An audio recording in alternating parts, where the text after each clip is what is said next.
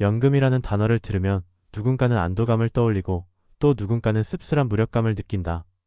특히 은퇴를 앞두고 오랜 세월을 금융권에서 일한 사람이라면 더욱 그렇다.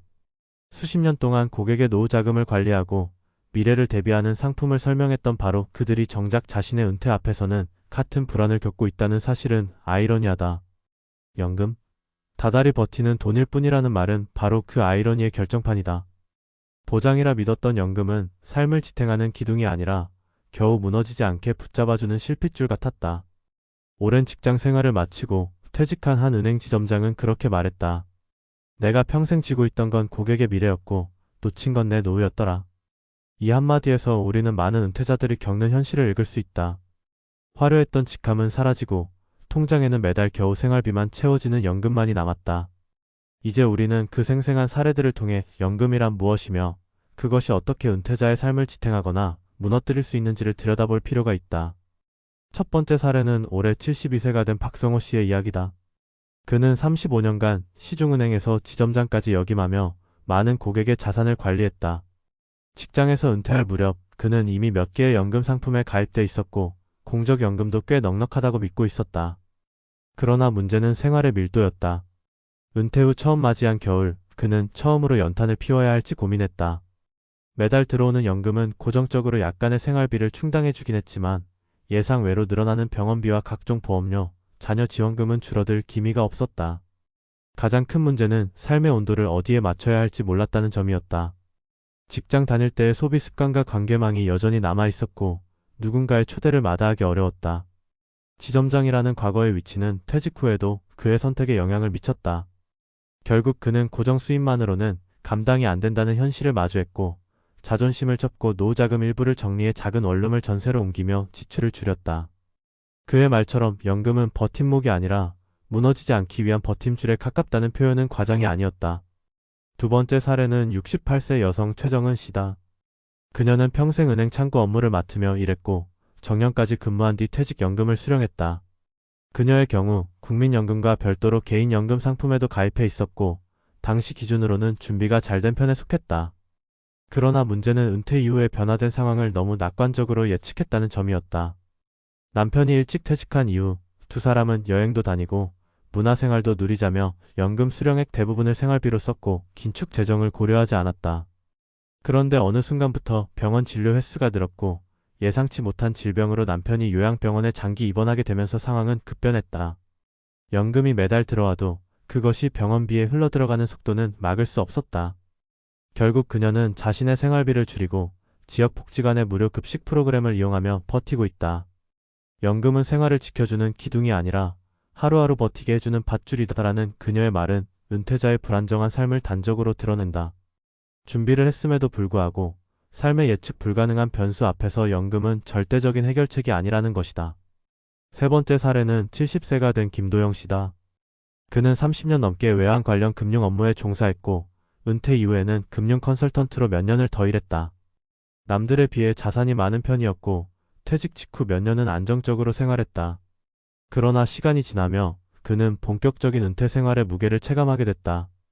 매달 들어오는 연금이 있다고 해도 그것은 생활의 전부가 아니었다. 그는 이렇게 말했다. 연금은 숫자일 뿐 삶의 온도는 전혀 다르다. 실제로 김 씨는 친구들과의 관계를 유지하기 위해 주기적으로 모임에 나갔고 손자 손녀에게 용돈을 챙기고 명절마다 가족 모임을 열었다. 모두 평범한 일처럼 보이지만 그 일상적인 지출이 누적되면서 결국 그는 적금을 해지하고 일부 펀드도 손해를 감수하며 정리해야 했다. 더 큰 문제는 지출의 마지노선을 자신이 정확히 파악하지 못했다는 점이다. 연금은 고정된 금액이고 그 외에 수입은 없는 상황에서 지출은 늘어나기만 했다. 지금은 고정 지출을 최소화하며 살아가고 있지만 그는 말한다. 연금은 등불이 아니다. 해가 떨어지고 나서야 얼마나 어두운지 그제야 알게 된다고. 세 사람의 사례는 서로 다른 인생의 궤적을 걸어왔지만 공통적으로 연금에 대한 기대와 현실 사이의 간극을 보여준다. 우리는 흔히 연금이라는 단어에 안심을 느끼고 그것이 은퇴 후 삶을 지켜줄 수 있으리라 믿는다. 하지만 연금은 고정적인 구조물이라기보다 변화무쌍한 인생이라는 바람 속에서 겨우 흔들림을 줄여주는 밧줄 같은 존재에 가깝다.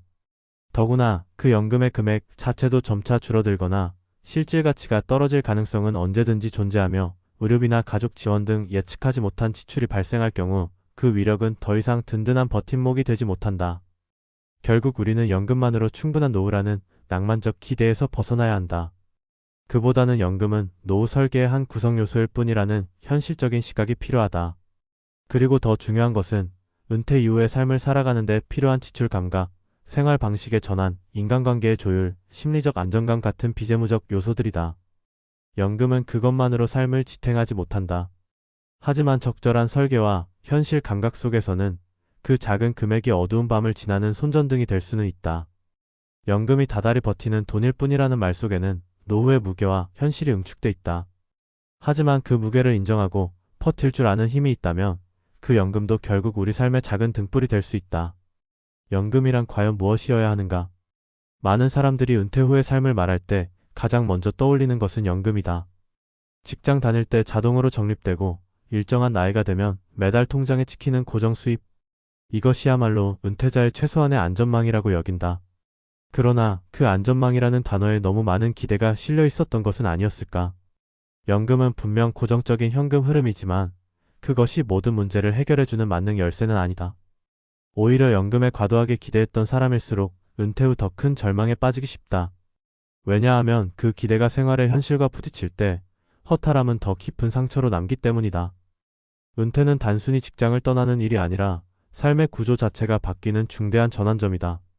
소득 구조는 물론이고 인간관계, 시간 사용, 정체성까지 모두 새롭게 설계돼야 하는데 이 복잡한 문제를 오로지 연금이라는 한 줄기 흐름으로 감당하기란 본질적으로 무리다. 게다가 우리가 받아들이는 연금의 실제 가치는 시간이 지날수록 떨어진다. 물가는 오르고 생활비는 점점 더 늘어나는데 연금의 증액은 그 속도를 따라가지 못한다. 한 달 생활비가 20년 전과 지금, 그리고 앞으로 10년 후에 얼마나 차이가 날지를 생각해보면 명확하다. 그런데도 우리는 연금을 중심에 두고 노후를 설계하려 한다. 그 중심이 흔들리는 순간 전체 삶이 함께 무너지는 결과를 맞이할 수 있다. 전문가로서 나는 종종 묻는다. 은퇴 후 한 달의 생활비는 얼마입니까? 대부분의 사람들은 대답을 망설인다. 그것은 단순히 숫자의 문제가 아니다. 그 안에는 현재 자신의 소비 패턴과 삶의 기대 수준, 건강 상태, 가족 구조 등이 총체적으로 반영돼야 하기 때문이다. 연금 수령액이 생활비를 넘지 못한다면 그 차액을 어떻게 메울 것인가? 자산을 활용한 인출 전략이든 추가적인 노동이든 소비를 줄이는 전략이든 분명한 계획이 있어야 한다. 특히 은퇴 후에도 돈은 계속 나간다는 사실을 인식하는 것이 중요하다. 어떤 이들은 연금을 받기 시작하면 마치 새로운 소득이 생긴 것처럼 착각한다.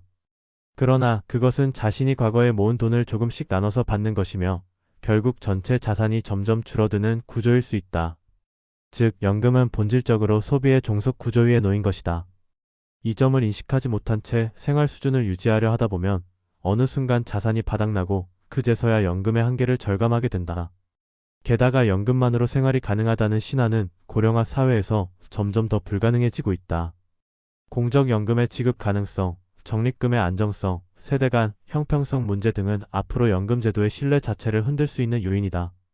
결국 우리가 기댈 수 있는 것은 연금이라는 구조물이 아니라 그 구조물을 바라보는 시각과 삶을 설계하는 능력이다. 그래서 나는 노후 설계에서 연금 중심 사고를 넘어 자산과 시간, 건강, 관계의 균형 설계가 필요하다고 강조한다. 연금은 그중 하나일 뿐이다. 자신의 소비 패턴을 이해하고 비상 상황에 대비한 유동성을 확보하며 일정한 생산성을 유지할 수 있는 취미나 활동을 찾아야 한다. 또 무엇보다 중요한 것은 지출의 민감성이다. 은퇴 후의 삶은 예상보다 길고 예측보다 가파르게 달라진다. 그때마다 삶의 구조를 탄력적으로 조정하지 않으면 연금이라는 고정된 수입에만 의존하는 삶은 버틸 수 없다. 앞서 살펴본 사례들에서 공통적으로 드러나는 점은 연금은 삶을 지탱하는 유일한 수단이 될 수 없다는 사실이다. 단지 그것이 매달 들어온다는 이유로 지나치게 의존하거나 방심하는 순간 삶의 틈은 빠르게 벌어진다. 그 틈을 메우는 것은 결국 은퇴자의 생활 감각과 자산 조절 능력, 그리고 변화에 유연하게 대응하는 태도다. 또 하나 간과할 수 없는 것은 사회적 고립이라는 변수다. 연금은 통장에 찍히지만 외로움은 마음에 쌓인다. 아무리 충분한 연금을 받는다 해도 대화 상대가 없고 삶의 의미가 사라진다면 그 연금은 그저 숨만 쉬게 해줄 뿐 살아있다는 감각은 주지 못한다. 그래서 나는 연금을 심리적 안정의 도구로만 보면 안 된다고 말한다. 연금은 생활의 바닥을 지탱할 수는 있어도 삶의 무게를 감당해주지는 못한다. 은퇴 이후에는 관계를 다시 세우고 시간을 재구성하며 자신의 정체성을 재발견하는 작업이 필요하다. 그 과정 속에서 연금은 조용히 곁을 지키는 존재일 뿐 주인공이 될 수는 없다. 앞으로의 노후는 더 길어질 것이며 그만큼 더 불안정해질 수 있다. 연금은 여전히 중요한 도구지만 그것 하나만으로 삶 전체를 설계하는 시대는 지나가고 있다. 오히려 이제는 연금을 하나의 기초 토대 위에 두고 그 위에 다양한 자산 전략, 삶의 활동성, 건강관리, 관계 설계 등을 입체적으로 쌓아 올리는 방식이 필요하다. 그렇게 해서야 비로소 연금은 의미 있는 안정장치가 되고 단순한 버티는 돈이 아니라 살아가는 힘이 될 수 있다. 우리 모두는 언젠가 은퇴하고 연금을 받으며 살아갈 것이다. 중요한 것은 그때 우리가 얼마나 연금 바깥의 삶을 잘 준비했는가 하는 점이다. 통장에 찍히는 숫자는 그대로일지 몰라도 그 숫자가 지탱하는 삶의 밀도와 온도는 우리의 선택에 달려있다. 그러니 지금이라도 연금이라는 단어를 다시 정의해보자. 그것은 도착점이 아니라 새로운 삶의 출발을 가능하게 하는 하나의 조건일 뿐이다. 그렇게 생각한다면 연금이 다달이 버티는 돈이라는 말 속에서도 우리는 여전히 살아가는 의미를 찾을 수 있을 것이다.